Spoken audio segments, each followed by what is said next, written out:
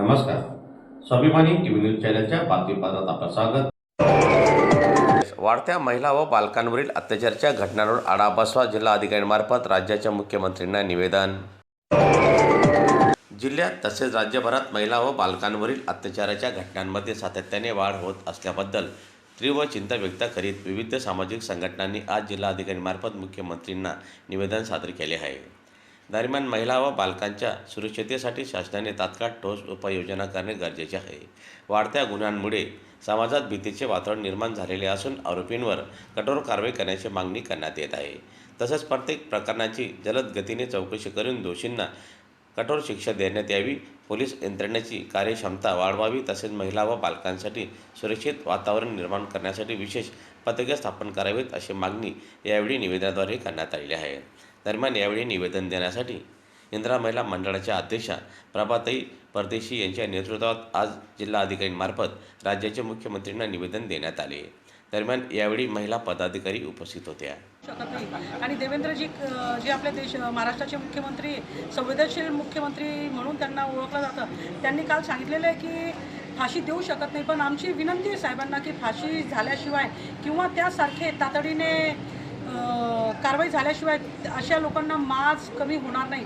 ही त्याची पहिली घटना नव्हती, त्याची तिसरी घटना होती. 2015 साली त्यांनी एका 4 वर्षाच्या बालिकेबरोबरच केलं, कुटुंबातच भावाच्या मुलीबरोबर.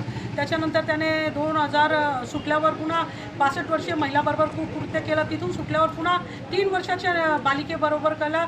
तिला फक्त आम्हीच दाखवलं की तुला वासरू दाखवलं. एवढं दुर्भाग्यपूर्ण घटना घडत असतील.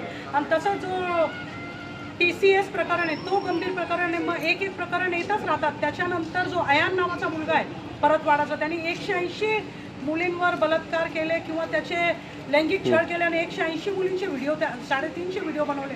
तेव्हापर्यंत शासन प्रशासन करत काय राहतं? गृह खातं जेव्हा आमच्या देवेंद्रजींकडे असेल गृह खातं, तर मग एवढी दुर्दशा काय? आणि रोज एक प्रकरण निघतं आहे, म्हणजे कुठेतरी शासन प्रशासन हे कमी पडतं आहे, गृह खातं कमी पडतं आहे. आमची महिलांकडून विनंती आहे की हे जे भोर येथे प्रकरण झालेले आहे हे प्रत्येक महिलेचं हृदय पिळून टाकणारा विषय आहे आणि अत्यंत गंभीर आहे. याच्यावर आमची विनंती आहे की कायद्यात जरी तरतूद नसेल आणि तुम्ही सांगता कायद्यात तरतूद नाही आहे, पण आम्ही फास्ट ट्रॅकमध्ये चालू.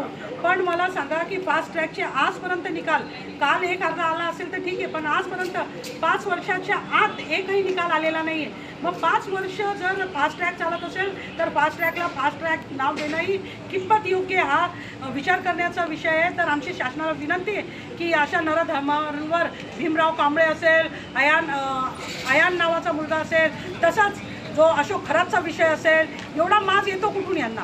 मग या नराधमांना भर चौकट ठेचण्यासाठी यांनी एक अर्धा नियम करायलाच पाहिजे. किंवा देशाचे जे आमचे उत्तर प्रदेशचे जे मुख्यमंत्री आहे, आदर्श मुख्यमंत्री ज्यांना आम्ही बघतो, जो आमचा एक आदर्श मुख्यमंत्री आहे आमचे योगी आदित्यनाथ, त्यांनी तर डायरेक्ट शूटआउटचे ऑर्डर दिलेले आहे. त्यांना ते जमत असेल तर तुम्हाला महाराष्ट्र शासनाला का जमत नाही, अशी आमची विनंती आहे आणि तीच अपेक्षा करतो. जय हिंद, जय भारत, जय महाराष्ट्र.